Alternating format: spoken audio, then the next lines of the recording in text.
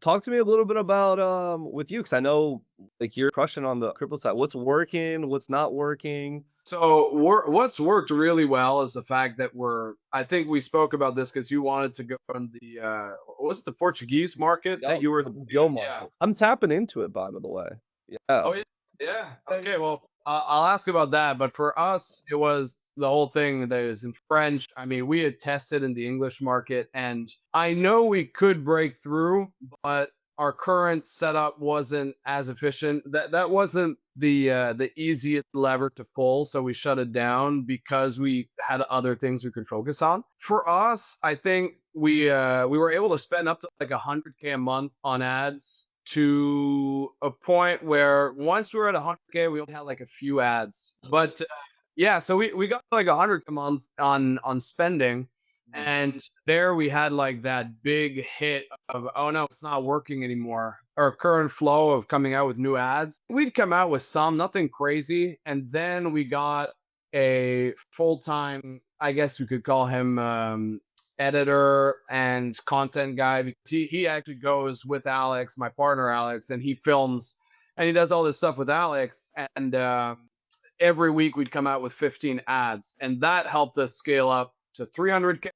And now we're kind of blocked again, where it doesn't matter how many ads we come out with, it doesn't allow us to scale. Either their cost per lead skyrockets, or that the quality of the leads just goes down quite a bit. And then we're hovering around a $50 cost per lead, but still able to get a 4x on the front end. So it's good. And then we have our back end products. But right now, our next steps that we're looking to do is we just got on, we're onboarding a older woman to open like a crypto for women, basically. So diversifying the avatar, where now we always had Alex, he was like the young guy, so we're getting her to do crypto for women, and we're also looking for an older guy who's going to help people better retirement with crypto. And I think that's going to allow us to get, to a next level. But that's the current things that we're working on, and what we saw that was the biggest obstacles, I guess. Yeah, that makes sense. I was tapping out on my market, like, where I would spend more and it would just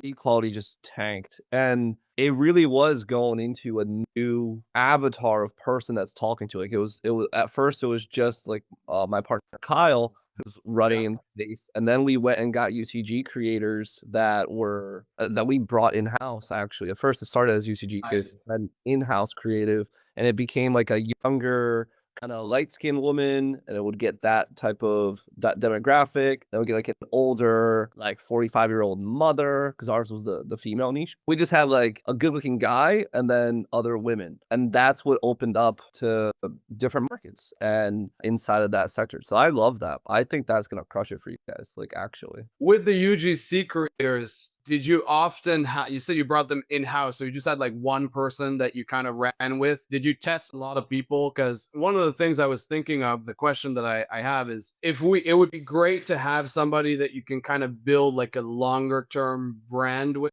that you get that advantage. But at the same time, I don't know if you'd have more fatigue, and you're better off just always having new faces. I've seen like Cole Gordon, he's done it where he has, a ton of different UGC creators always posting ads for him. For you, did you test a ton of people, found somebody that was really good, and then like onboarded them? Is that how the process was? That's how it was. So we started off like we actually grabbed some of Cole, like Christina, for example. We actually pulled her in and let her Nice. create ads for us too. She's qualified, so that's great. Yeah, we did that. We went through and just found people that would look like our demographic, because like you buy from people that know, like, and trust you. So we started testing, and we started realizing that the avatar that we were looking for was usually a little like we had younger that was generating a lot of leads, but we're usually getting like lower quality leads from that. So then we Yeah. started like our sweet spot was like a 32 kind of woman plus. So then we're always looking for like a 40. Well, Christine was a great candidate for that in that scenario, because she's a little older, but her eyebrow, because we're in the beauty space, so her eyebrows didn't really show like microblading. So then people were ripping her on the comments. So then like there's little nuances that you don't Right.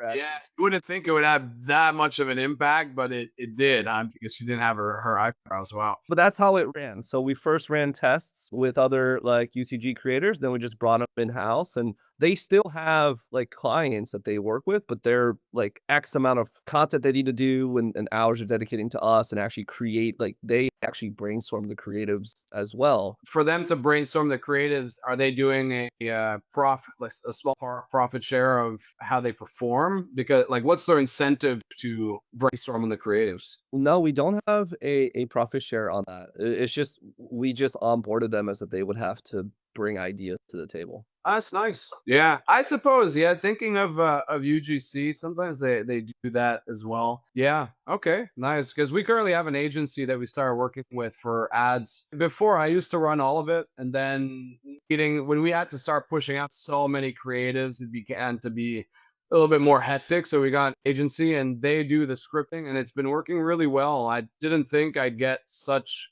good or like acceptable results from an agency for like our level of scale, but yeah, it's been really good. We had it always in-house, and we're running ads ourselves, and we tried 4 different good agencies that were recommended, and they all did not beat us. And, like, we would just put them up, and we'd give them, like, a decent time like, for the first month or 2 months, we'll give them, like, a decent 10, 15K budget just to run with it and see if they can do a decent job with 10K, for example, and they never beat it. So, how's your experience with the agency side? For us, I think it'd be harder to quantify if they're beating or not. I think our main KPI was like, hey, if you can come in and maintain a good ROAS, that is sufficient. Even though maybe I could do it and do it a little bit better and get a little bit better ROAS, it was still a okay decision for us to keep the agency. So we brought them on, and because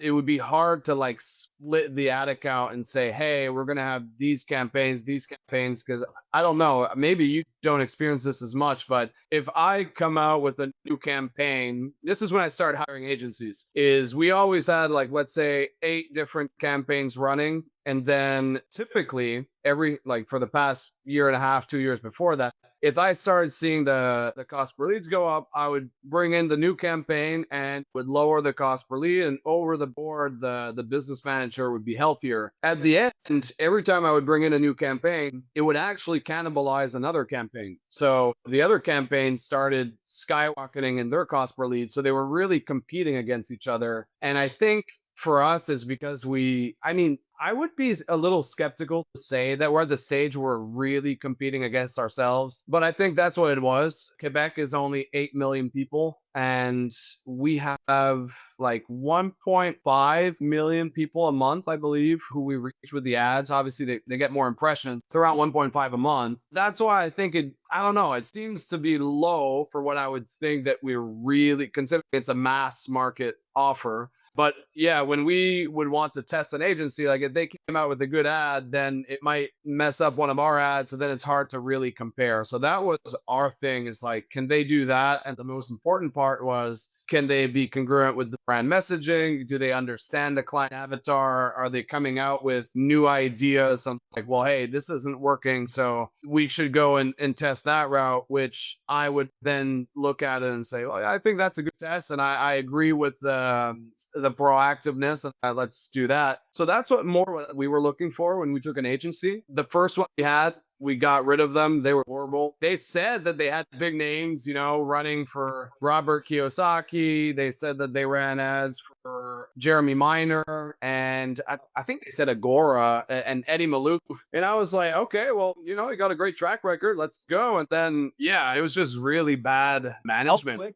How quick did you realize that and let them go? It took a month and a half. A month and a half. At first, I thought, because when we were going through that issue with the ads kind of competing with themselves, I had never experienced it. And I was looking for an agency who had experience with that and finding a proper way to start to reallocate the budget strategy. And since I had never done it, I thought, well, hey, it should be an easy thing to pay for itself. If I have somebody who went from a current campaign structure to a new campaign structure that allows more creative testing. And that was the thought process behind getting the agency. When I got them on, I was giving them the benefit of the doubt. Like, okay, this is new. Let's see. And then I really didn't agree with their philosophy, but I was looking through the ad account. I'm like, this is just really bad. And then they were really slow on coming out with the creatives at the end. It's like the thing, as soon as I saw that if I didn't micromanage them, it wasn't as good as it should be, that's when I was like,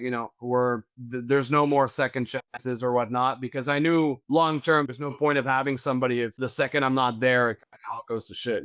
So then this agency is now the one that you have, or did you go through more before you found the good one? No, the next one is the one that I have now. This is something that and he knows it, I'm not fond of, but that it is our current setup, is our sales. Well, we don't have necessarily a sales manager. We have a setter lead and a closer lead. And our closer lead is like a fractional closer lead. So he has other clients as well. And the reason for that is, especially in French, it's really hard to find somebody who's qualified to do this. To my knowledge, the biggest offer in the Quebec market, there's not many people who are out there doing it. And he was doing the sales management for another company that probably, I think, the second biggest company. They're in the real estate niche, and it's very similar. And he's the one who recommended me the agency because they were working together. They were doing really well. And this guy is like, he had a really good track record. So after speaking to him, I was skeptical because the first guy on the sales call, it's like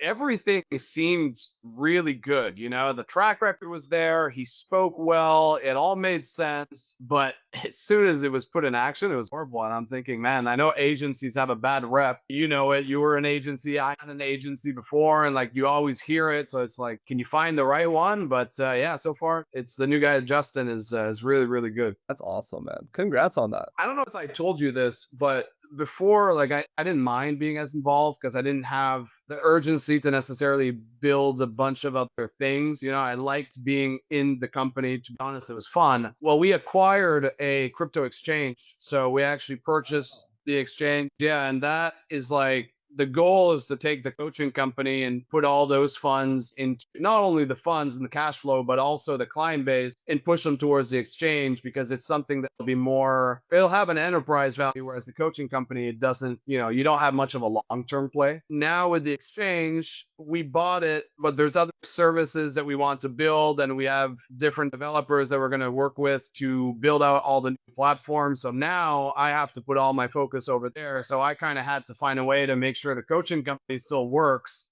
without me always being there. So it was out of my comfort zone to put all this control in different people's hands. But it's, to be honest, like I could go away for 2-3 months and the thing still runs perfectly. So it's been really fun to see that everything lined up perfectly. The guy that we bought it from, he had, it was this little thing that in the time you don't think it's going to be such a big deal, but he was involved with a specific like crypto coin, and the thing went south, and because of that he wasn't allowed to be in the financial space anymore, and so he had to shut down the exchange. So we picked it up for a great deal. That way all the tech was already built, everything was done. We bought it in November, and it was supposed to take a month to get our final, like we bought all the tech, but technically it's a new company, so we're not buying the existing company. We opened our own corp and stuff. So because of that, we needed to get new licenses. And the financial license from FinTrack, which is the association that manages it, it's been impending for 6 months. So it was supposed to be a month last year.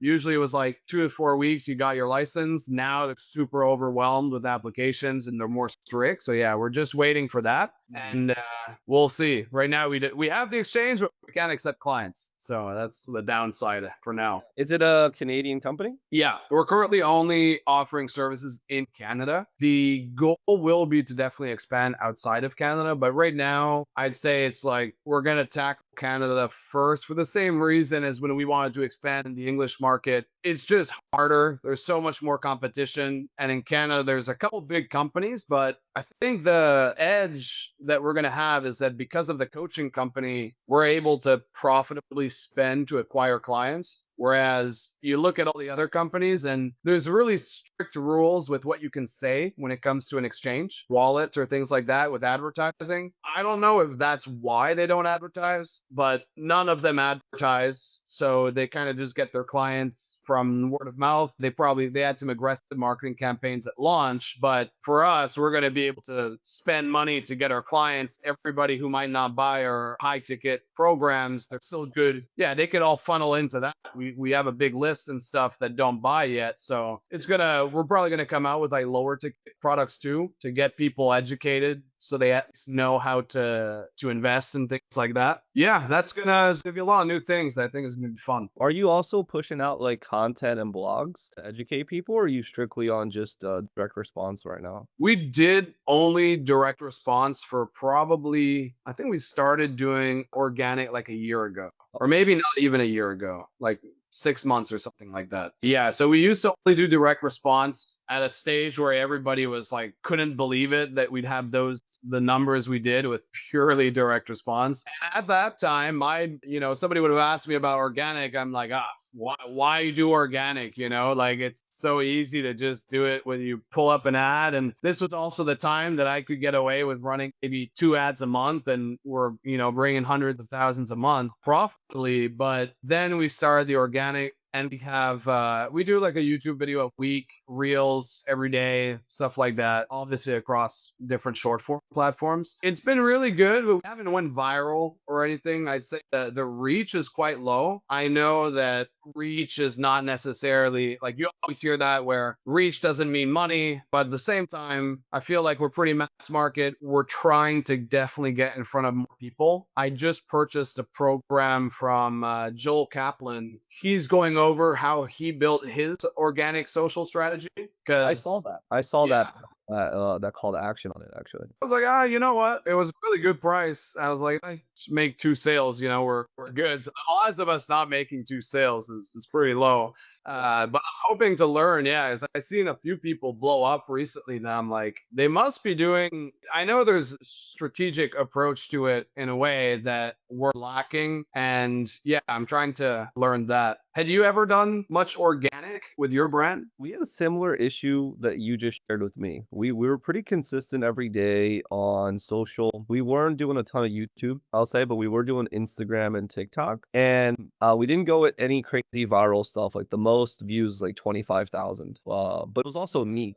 We're talking specifically to like beauty business owners. So 25,000 viral to us, for example. I did notice there was a correlation to when we stopped doing content and closing rates going down. And it was just because like trust or nurture or someone did a little more research prior to jumping on the call. Like there wasn't like true attribution. We never found a way to attribute those together, but we did notice that when we slowed down on content or like we didn't put out content for like a month or so or something like that, it lowered slightly the closing rates and stuff. Have you noticed that? Yeah, we did the same. We never stopped, but we did see the increase where, just like you mentioned, we're not able to really track and like put proper attribution to, oh, hey, they watched X amount of YouTube videos or reels or things like that. But the closers, like the feedback that we would get is the closers would say on the call that the lead or the prospect would mention, yeah, I've been watching the content and following Alex for a while and stuff like that, which we didn't get before. Typically, the sales cycle, 33% of clients saw our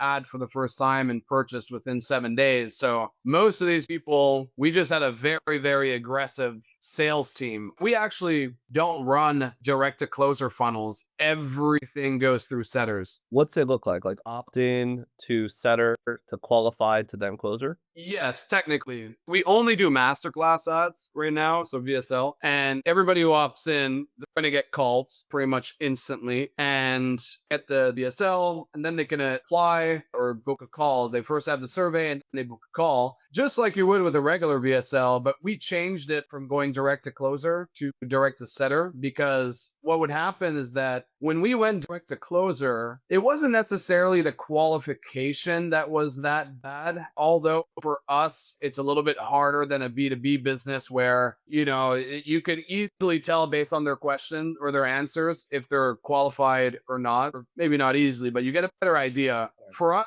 that was a little blurry, but where we really saw a difference was in the show rate. The show rate when they didn't get a call was drastically lower. I can't remember the exact number, but for us, our worst months are around 70% show rate. So the better months are around 80. We always bounce between that, which from what I saw is a fairly healthy show rate. And I would say most of that is because we push them through the setters first.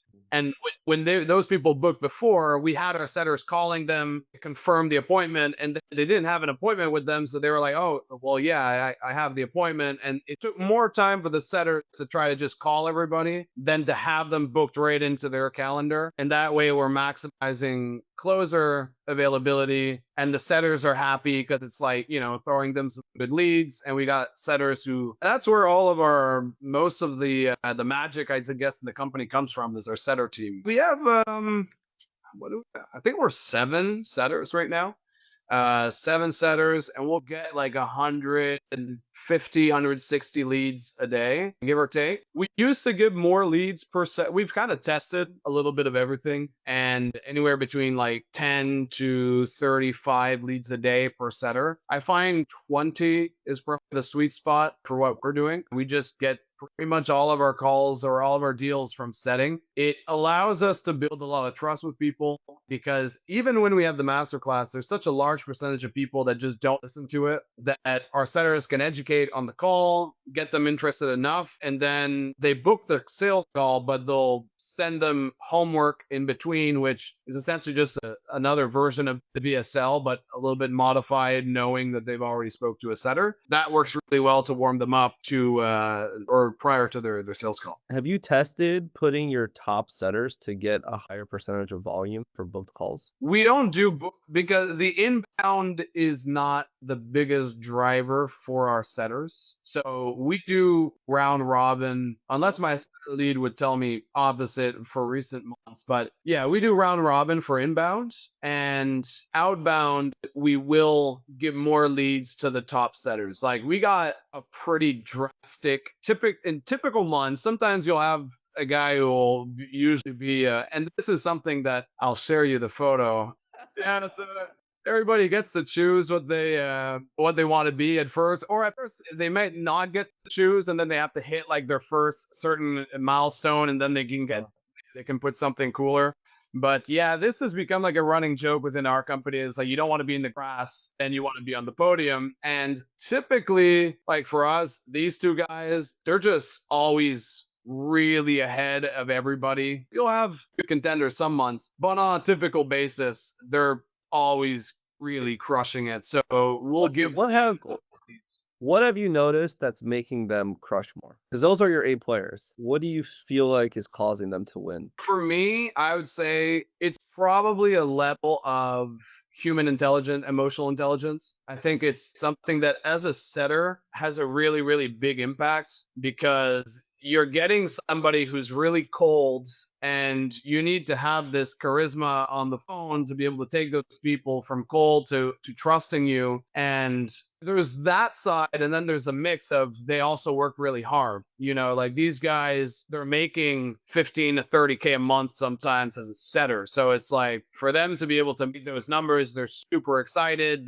And we don't get people who come from sales. We never get people who come from sales. I'd say the ones who do really well compared to the others, they will put in more time, and the time they put in is like just hypercharged compared to other people due to their natural charisma and personalities. That's what I noticed as well. It's a higher level of standard internally. That's a great way of putting it. It's like your internal standard that you have. And yeah, we see that. It's like, not to say that others are not good. Like, we have a pretty high bar to just be in the team, but you have to wonder when you see like there's always just a few outliers that completely crush. Have you heard about the Plato's distribution? I feel like I've heard about it, but I don't know. I wouldn't be able to tell you about it. It's basically this phenomenon. It's kind of like the wealthiest people in the world. Like, money all flows to like this little tiny subset of people, or the top performers in a company is always like these 3, 5, like however big, it's like 100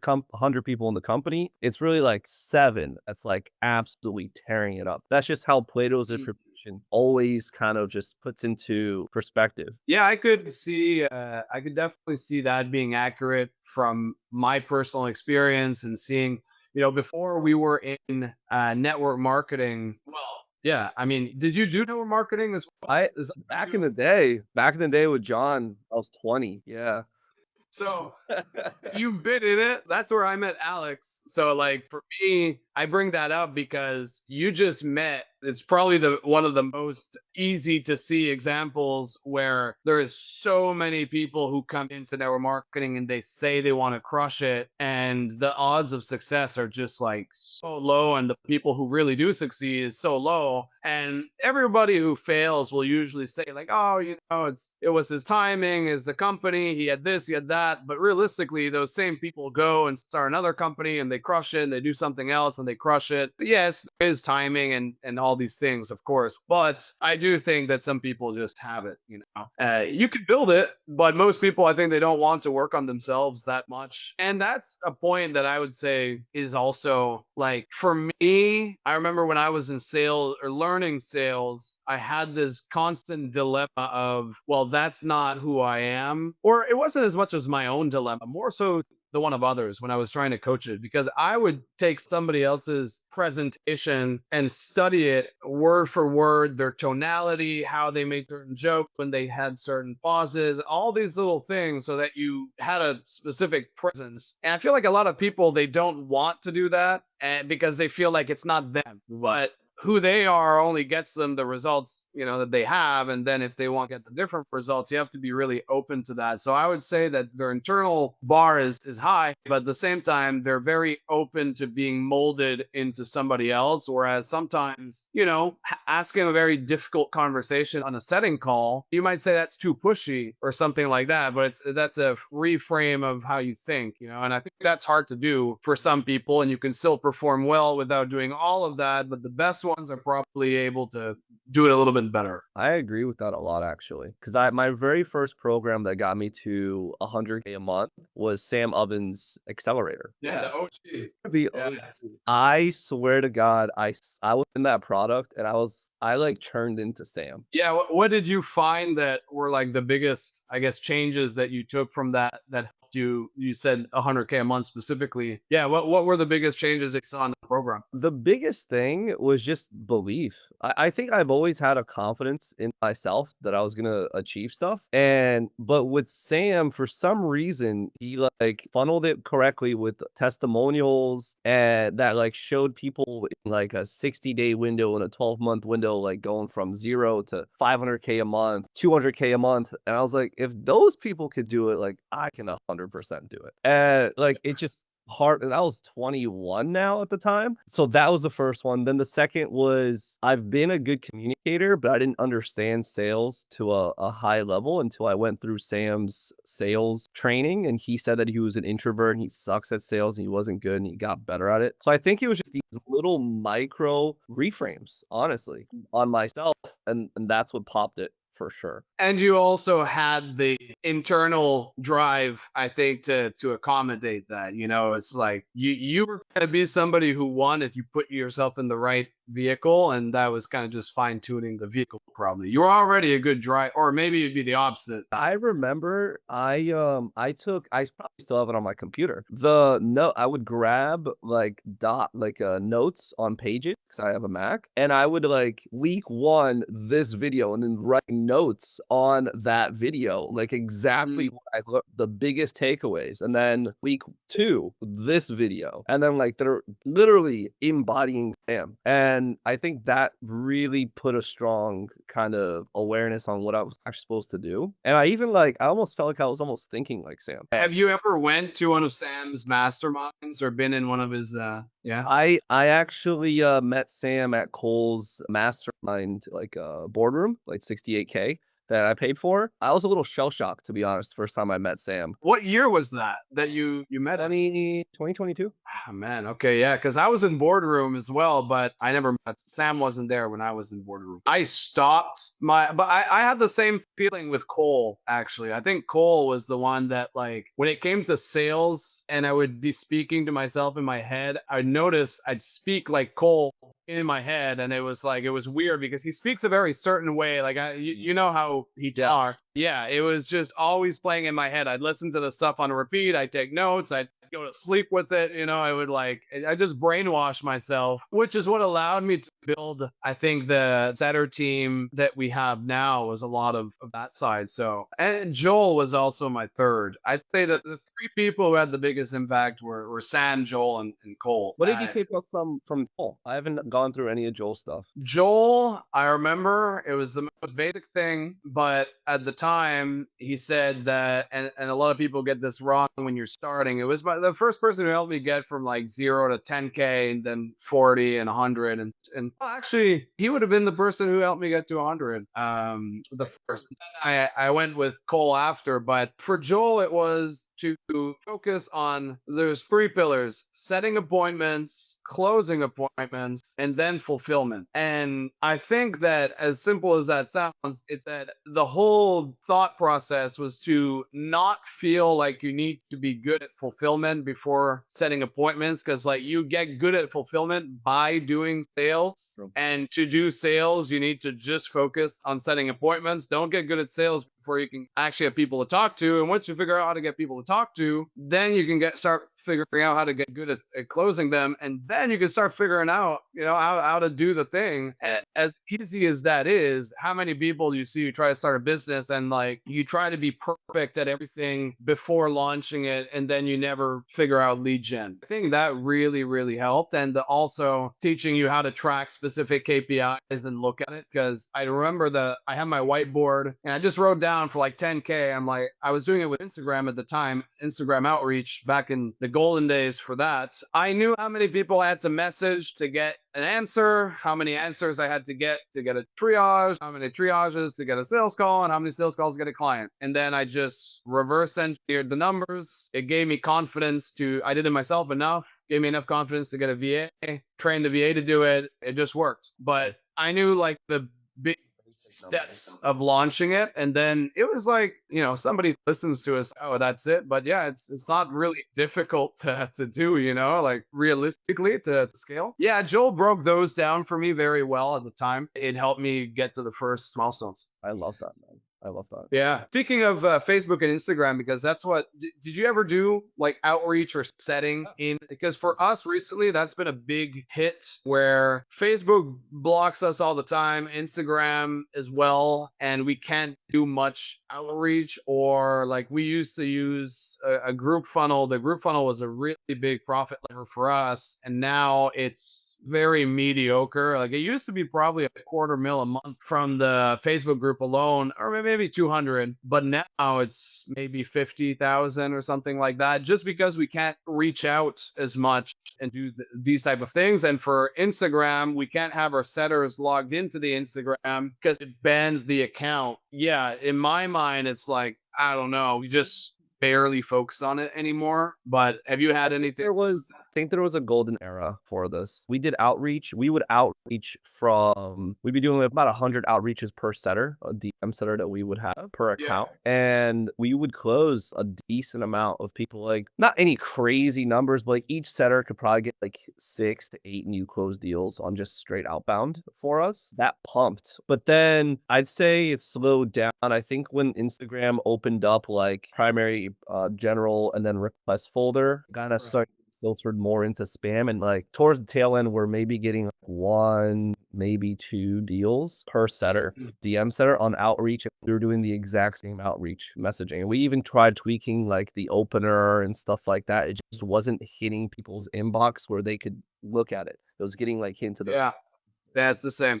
Or that if you send too many messages, Instagram restricts you from that as well. Yeah, so we just focus now on the advertising side, and we're just putting more focus recently on getting them to send keywords, and going to be starting to post content where they comment it, because then you can a compliant way to start a conversation, and then our setter can be in the business manager instead of in the account. If it's a good creative, obviously it's got to be a good creative. Basically, an ad with a very minimal ad with a call to action. That's a Yeah. commoner. But you can boost that up and get a lot of engaged people. And then that's the newer version of how to get outreach going. It's like a little less outreach, but still, Outreach. yeah, I think that would be it'd be good. Yeah, we're testing things. I'll definitely try that because it would be it's something that worked really well for us, and I know people like buying through that piece of conversation. It just how can we do it in a compliant way or in a way that Meta enjoys or likes. But that brought me to a different question because for me, one of the things that I found recently, like I told you, that I don't have to necessarily do too much work anymore. Like I do work, but I don't have to, which is okay. Now you have all this free time.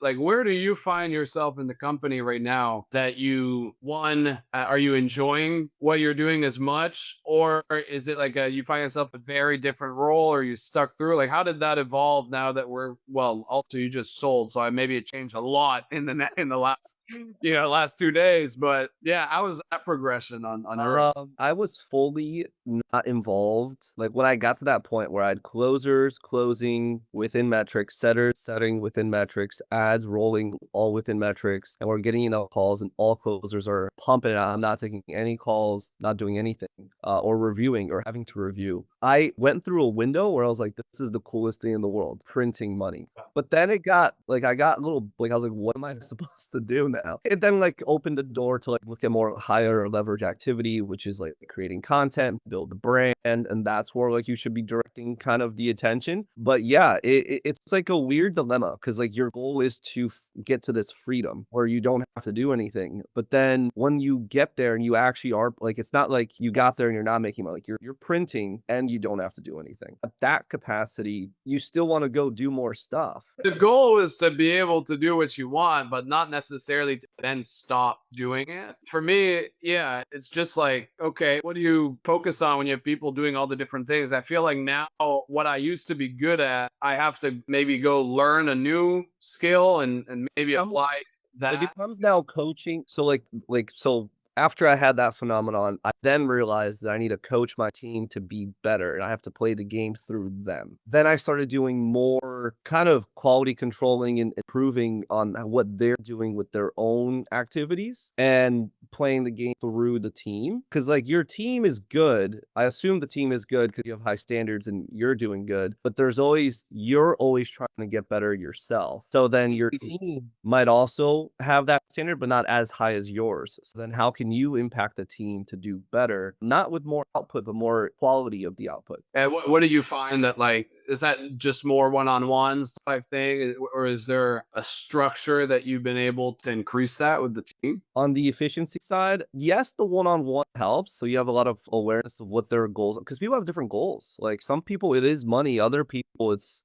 status, like getting a promotion or something like that, or winning in the leaderboard that you have or something. The one-on-one helps, but I'd say it's more in terms of helping them become better at life. Like when you are killing it, you're hitting the gym, you're reading, you're on routine, you're having a good like romance life, like you're naturally gonna progress way better in business as well. That's what I've noticed. So then I go and try to help them in life. Like how are they doing finances? Are they like putting money away so they have more, investment capital? Are they happy? Like that type of one-on-one on the Yeah. ones. And then on a group kind of training component, what does the group need? It's always EQ. So it's always training on having communication with other people and problem solving certain situations better. Those are like what I like the levers that I started pulling on. Yeah, I like that, the idea of the whole life thing, because it's true.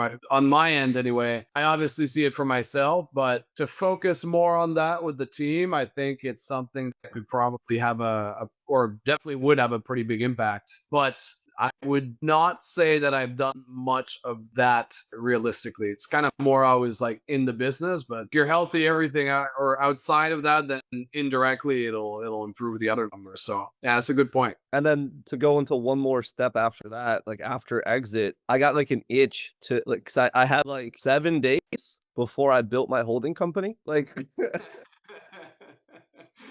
Right now, the main thing is just looking at companies that I like and I could either partner or invest into. I currently have two that I invested into. And, or if I don't think I don't want to partner up with them, then I'll just consult them like one on one. So that would be the more your active Yeah. business now. It's like more of a consulting for those companies. And how did you are you always trying to stay within somewhat of the similar industry that you have your expertise in, or you're open to other things now? I have opened to other things. So, for example, I picked up a construction company that is like not my wheelhouse, but the company had really good financials. It also had really good relationships with the. So, what they do is they build multifamily homes Yeah. and small hotels around America. So, they got companies or they got projects in Florida, Alabama, Missouri, I think, and then like upstate New York as well, like currently. All right. They must be a fairly big or well-off company before you started getting in. So when I was chatting with the owner has great relationships. So like it's kind of the same relationship developers that are using his company to do the frame or the trim of like these projects. And he has no outbound. He has no SDRs. He's got no nothing. Mhm. Else Yeah. I could easily come in and just do like like SDR team and start building out relationships because he's already doing a great job at delivering and maintaining relationships. Theoretically, don't know a ton about construction. I'm not going to be. But that's gonna be his thing anyway. That's You it. know. Exactly. For me, I was in that same before partnering officially with Alex for the crypto company. I was in a spot where I was like, well, I know I can build app companies. I had done it a couple of times before, and I thought, well, there's like two paths that I can take. Either one, if I'm only getting a small percentage of the company, I can't spend that much time with them, and then it's not going to be like that impactful. But I was looking for like online coaching offers, and I feel like with online coaching offers, it's really hard to find proper coaches. Like people who are like really good with the product, and then I would just manage a lot of the other things. And it was always difficult to find that right fit where it made sense to get a percentage and to work with that person with all the time that I would be putting to help him scale. I felt the product would be bad. And there's just a million people doing the same thing. But I feel like you have much more odds of success finding more of a traditional style business like that, where they're not using all of the online tactics that we're using. There's plenty of people who are good at what they do, but then you can just expand and apply everything that we've been doing in the online space for the past years. Yeah, I think that it'd be much more profitable and a good relationship that way. Did you look into other like very online offer coaching style? I'm still like open. I'm not doing any outreach, but I have had people reach out just when I said, "Hey, I want to chat with entrepreneurs." Some decent players, honestly, that are doing good numbers. But like I need to like buy into it, and I'm also not pitching like I'm really just trying to like connect and just see how like because right now I have so much time on my hands. So I haven't really like brought that into it. But I would like to take online offer and scale. If I see that there's mass market to it, I see that there's an opportunity for growth in my skill set into it for sure. I'm not opposed to it at all. To be the right offer, it has to like because my big thing is the fulfillment. I think the reason that my offer sold was because we had solid fulfillment. We had 30, we would sell 30K backends that were reoccurring and people would renew. Was that a 30K per year? Mhm. Wow. Basically like gym launch at that point with Ramosia. That's similar to what he was doing, I think. Yeah. 40K a year or something like that for Yeah. his renewal. Yeah. So we would do a front end. I don't know how much I could talk about it, but we would run our front end and then we would 12-month renewals. And we had people be with us for like 3+ years sometimes. Wow. That's a testament of how good the product is. And to me, the product is such a big part. Well, it's everything. It's like I could sell anything at first. With marketing and sales, you can figure out how to make a million or two in sales. But the issue is then you spend all this time with this thing. And I just find like most people I meet or have met, they just didn't have the same drive to build such a good product. Like a lot of people, they get lazy with their product. It's like you start, it's okay, but then you're not obsessed with the client results. And I find a lot of people, once they make a million or two, like they don't care. They're kind of just like, whatever, it works and it's making money. But I like to find people who, yeah, it works, but you also, even if you make a little bit less money, you'd prefer doing whatever your clients are happier about. And that is what I find in the online space. It's very difficult to find. It's out there, but there's not as many of them as, like, if I were to go in traditional space, I feel like I'd find 1,000 people who are great at what they do, passionate about what they do, but just don't know how to scale it, you know? No, I agree. I did like 8 iterations on the product. Yeah, I can imagine. It's a go from, every time you get some feedback. And were you the one doing, like, what was your main role in the company at that time? Because you said you had a partner as well, I believe. So I was leading the sales team. So I would quality control the setters, quality control the closers, do the ramping up of new closers, new setters, and then also recruit talent, review the EODs, and then like listen to the calls and give feedback. That's like one part. The other part was the fulfillment part, hiring and ramping up the client success team, so the CSMs. And in addition to that, also quality controlling the CSMs. That means there would be channel. I mean, at this point, we also had an operations manager that was doing this too, but I was quality controlling the operations manager as well. But regardless, like Sorry to cut you off. Ops manager, what do they do, to make sure I understand what your ops manager is? our ops manager was leading the client success team and the client marketing team. So, because what we would run is we would guide our beauty business owners to gain more leads to start, improve their sales, and then improve their business acumen. And we would do that with our labor and our leadership. So then a marketer was attached to a team's pod and a client success, and then a setter. So we'd have 3 people that's in a pod that work with. Yeah. And so then the operations manager, like there would be the client success lead that is managing the client success team, and the client success is doing one-on-one with the clients. And the Right. operations manager is giving leadership to the CSM and then sometimes the client success if needed. I would work really closely above the operations manager just to make sure that that system is being optimized properly and we're upgrading people. So after the 90-day window, we're actually upgrading. We have a high upgrade rate for us. We averaged a 28% upgrade rate, which is pretty good in my opinion. I started then, I guess let's go back to what I was still doing. So there was that progression. I would focus on the fulfillment team and then on the sales team. And then I would still look into the finances as well. So I'm always making sure that we're either, because that's part of the operations. The ops person is to track all finances and make sure that we're in collection, like we're collecting if people are due, or they're creating new custom plans with people that needs a little extension or something like that. And at that time, your partner, what was he doing in contrast? You teach you those things. Full force marketing, just corporate marketing. We're doing about 70 new creatives a month. Oh, wow.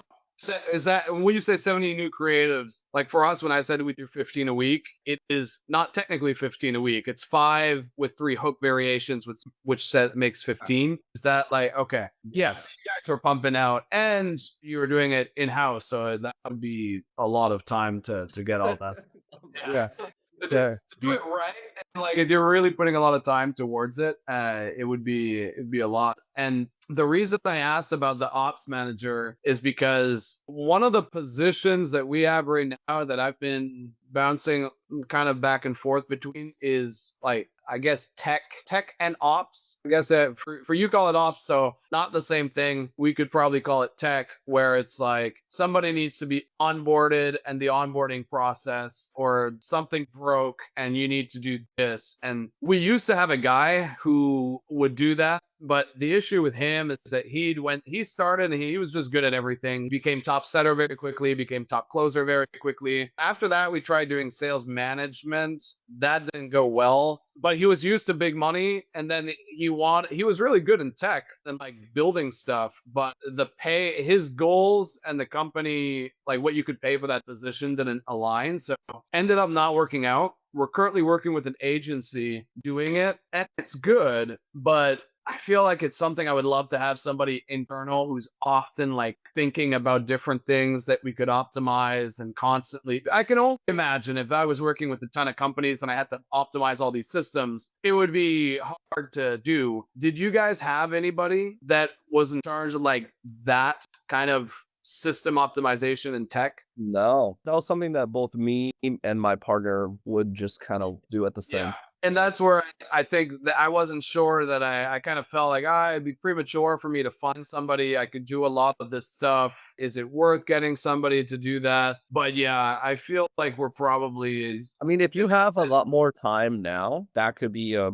pivot where you could spend some time on. old products that we had, and we were on V3, I think, and now I'm rebuilding it. I'm not the crypto guy, but more rebuilding the program with the exchange in mind and the CSMs in mind. Because when it was first built, we didn't have a back end. And now I'm looking to one, be way more investor focused rather than just trading focused, because we want, the more money that gets put into the exchange, the more profitable it is for us. So I want to do a big push. So I'm rebuilding the product for that. And then I'm going to rebuild it and try to build like a CSM health score for each client, where, depending on how often they log in, their quiz results, I have to build out all the like different milestones that they have to build, and kind of that success journey for the clients. That's where I'm putting all my time. And I think once that's done, then I'll have like the tech stuff. But right now, High leverage. What you're focusing on is high leverage. That's yeah. yeah, it's because it'll increase our ascension rate from the front to the back end, and it should increase client satisfaction. CSM should have an easier onboarding, and we'll have better flow to the exchange and more like long-term congruency. Because I'm so busy with that, every time there's these like tech things that pop up, I'm like, should I get a full department for that, or should I get like a high level person? How often are you getting requests on tech? The requests on tech are not too bad. Like it will get one a day, two a day, and the agency handles that. Where I find that there might be lost opportunity cause is I have all these ideas that I would like to implement with AI. Did you guys do a bunch of AI stuff in your company, or was it like? I'm playing with AI right now. It's pretty cool. I'm not gonna lie. Yeah, it's But crazy. there is opportunity cost on not knowing what you don't know through AI and making things more efficient, for sure. Instead of maybe a tech person, you should probably just bring on like an AI person.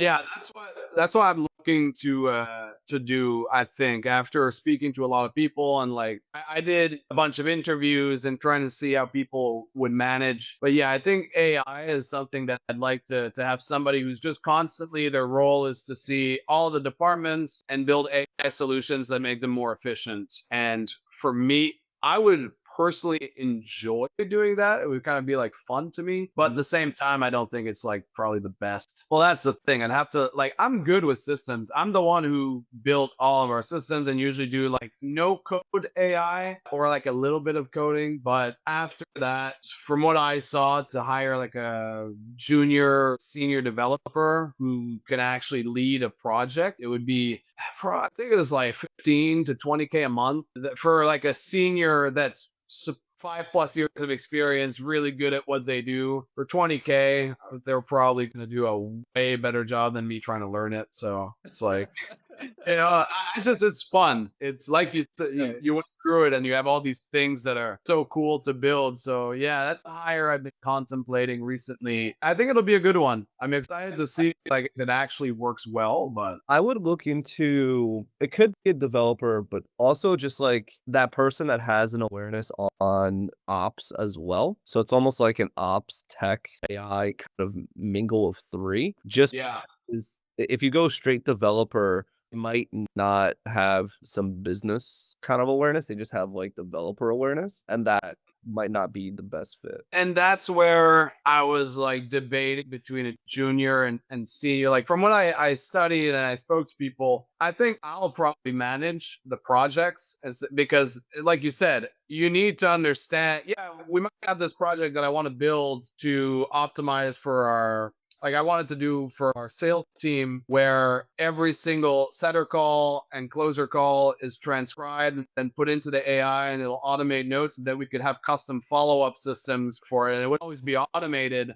based on that. And then it could look at everything that's done in a day for one setter, for example, and give the setter lead much better cues on like, oh, you need to focus on this with this person or that, or these were red flags. Because as a sales manager, you can't listen to everything all the time. So I think that'd be really good. So it's just an example of something that I tested it a little bit and it worked well. To it would be something else. But then if I come in and I tell them, like, this is what we want, build it, rather than getting somebody, I think to find somebody who's good at all of that and who can also manage it and understand marketing, sales, ops, crypto, it's just like, pretty much impossible. I think that's just me. I have to manage a person underneath. Yeah. So I think that's going to be a fun couple of projects. And we also have to build the development of the new app for our exchange. It'll be all in one platform. So no matter what, I'm going to be working with developers and stuff. I have to manage those. So we'll see how it all grows. Have you been using any type of AI on the marketing front with like Poppy? Poppy, I didn't. I looked into Poppy. I don't know. It looked okay. I think it was just like the horrible interface. Not a horrible interface. It was ugly. And I saw it and I was like, it's okay, but I had good results with ChatGPT. So I wasn't necessarily, I didn't split test them. Do you find that you've had much better results using Poppy compared to, Claude or Chat or different? I just like started like kind of playing around with Poppy, so I haven't actually launched any type of ads around Poppy right now. But I liked how like the UI inside of it is pretty like I don't know when you actually stepped into it. I looked at it and I was like, this is pretty crazy because there's like AI clones that you could utilize and like things like that. Yeah, I think it probably grew a lot since I used it because for me, it was like probably, I don't know, it was in the beginning where people were posting about it. People I knew, they had just like heard of it and they were talking about it. So at the time, and I didn't spend time to really learn it, but I know for our ads, we've had many successful ads that I just take our sales call transcriptions, put them in a file, and then have the AI go through that and build different persona-based ads, and they're profitable. They build the scripts. I get them on a teleprompter. We film them, and that works really well. So I haven't automated that full process, but I use it when I used to do the ads, and it was very profitable. That's good. And you do it in French? You're able to like PT pulls it out in French? That's pretty cool. Yeah, there'll be some editing at the end to do like just to make it more, because French, there's Quebec French and then there's like France French, which is extremely different. So it often resorts to France French. And even if you try to like give it past transcripts and understand, train it on proper. Yeah, you still got to edit it. You could probably get away with the unedited content, I think. It's worth having somebody look at it, but it would probably work. You transcribe all of your setter and sales calls every single day. It gets access to that data. It gets access to all of your Facebook ads data every single day to see what's performing, and then what's currently happening. And then it can make an educated guess on this is the next ad I'm going to build out, the script. Then it can just shoot it over to HeyJet or whatever and have different variations go out. So you kind of have your ads running on full autopilot. In theory, it sounds like, knowing that we've had scripts that work really well, and I know people who've had success with their a HeyGen avatar or whatever, I think it would be really good once we can do it in French. And I don't know anybody who's done that yet. For us, we're in it. We're really learning about AI. We see it all the time. We're looking at it as a marketing perspective. But somebody on the internet, they don't really think of that. For us, as soon as the French is a little bit better, we probably start implementing more of them. It also ties into, I think, like crypto is the futuristic going digital era type thing. So then when you're looking at this thing and it's AI, it could tie in well. So I've been wanting to do it, but in the tests they were like, not yet. It'll come. It'll come. Yeah. It'll come soon. And right now it's not really like the biggest. We don't. Yeah, it's not the big bottleneck either. No, it's not. We'll have other things, but yeah, it's been really good. I love that, man. I really Yeah.